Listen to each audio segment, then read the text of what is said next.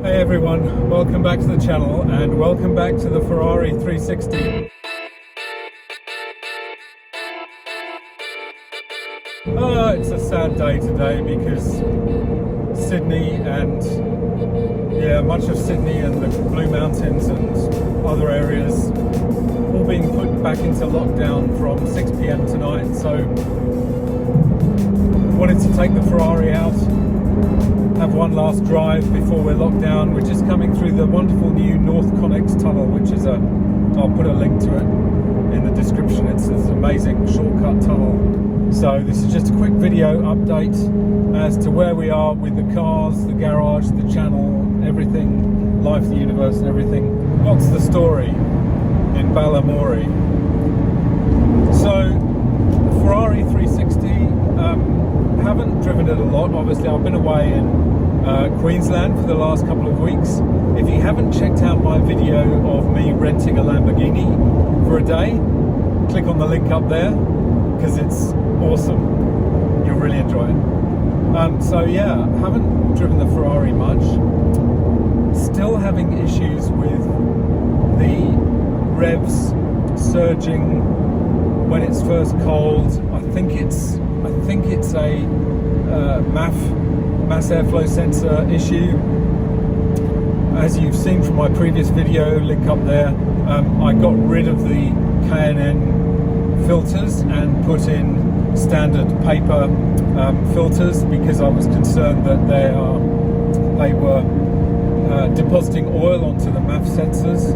Not sure whether that's actually the case, but just eliminates one possible cause of this poor running. So cleaned the sensors a couple of times, giving it a bit of a run today. Well, it's a kind of a pre-lockdown run just to get out in the car and have a bit of a blast before we're locked down. But it's running really well. I mean, it drives amazingly well. One thing I notice about this car compared to the Huracan was that the steering in this car, the 360, is way better than the steering in the Huracan. The steering in the 360 is just so precise and it has such a great feel. And the Huracan, it was kind of, what's the word? It was detached. And I think that's an issue with electrically assisted steering, which I think the Huracan has. It just didn't feel quite right, whereas the 360 is just perfect. The steering is just so well balanced and so well weighted in this car.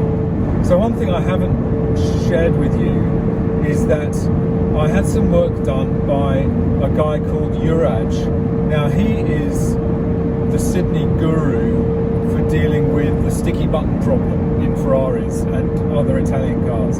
So for those of you who don't know, the sticky button problem is the surfacing or the coating that Ferrari, Lamborghini, Alfa, all the Italian brands used for their switchgear in the cars deteriorates in the sun, especially in a climate like Australia's.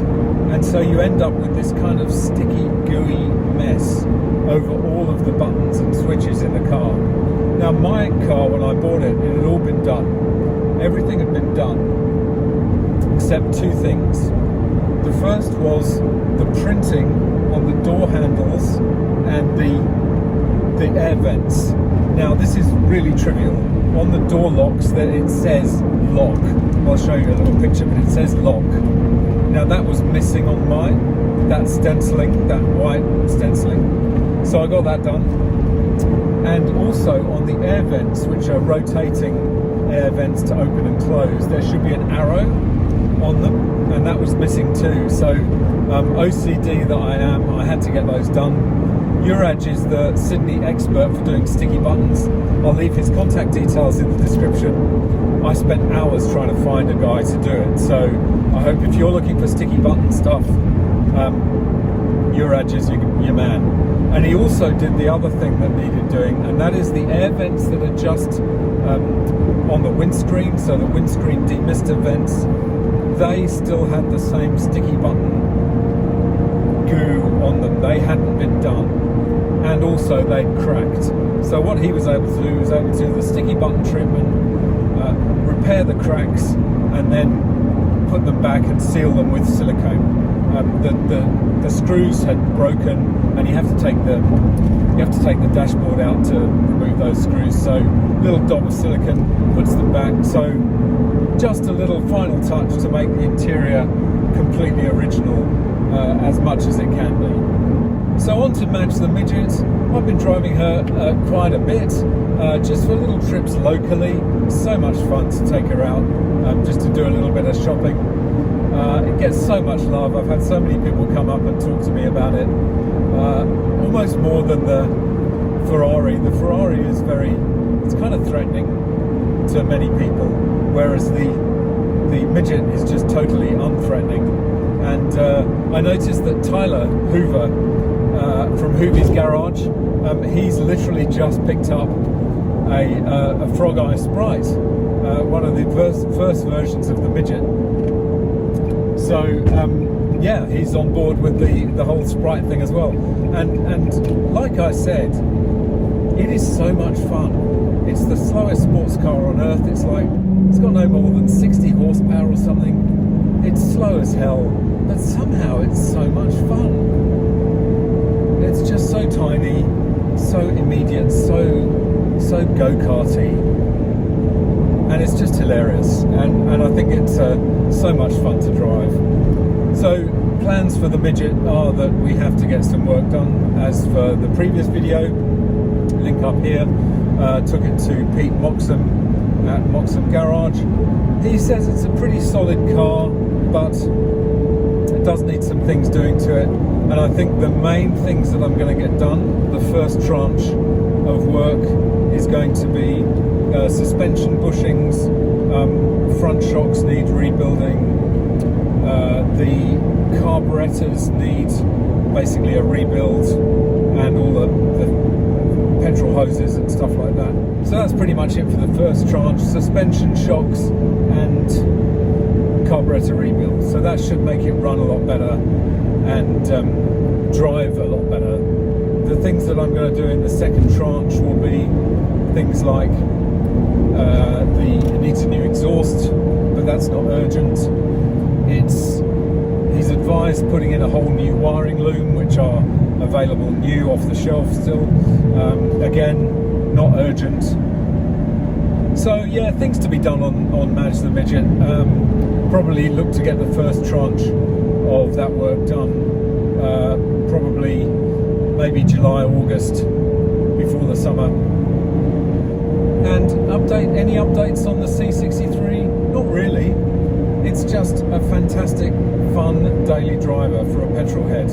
Check out my video up here on my views as to the C63 being the best petrol head daily you can buy, bar none. I think it's a fantastic car. No problems with it really. Runs beautifully.